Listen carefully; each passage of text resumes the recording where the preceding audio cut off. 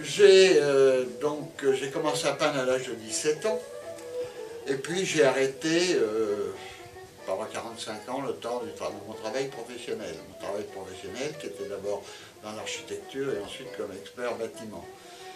Et à la retraite, j'ai repris pour combler mes temps de réflexion, j'ai repris le couteau pour repeindre.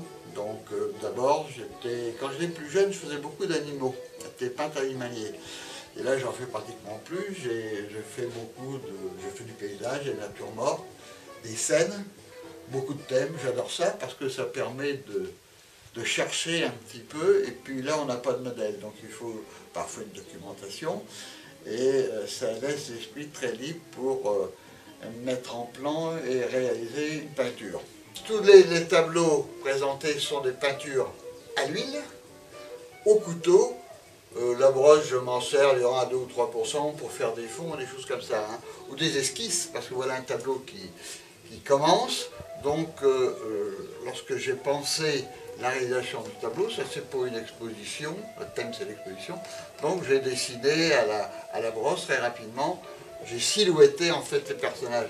Ça n'empêche pas après au couteau de les reprendre, de les agrandir, d'en remettre sur impression sur d'autres, etc. Mais on a déjà un cadre du tableau qui démarre là. Puis après, on peut le modifier en cours d'exécution. Voilà un visage qui a été fait au couteau, qui est très fin.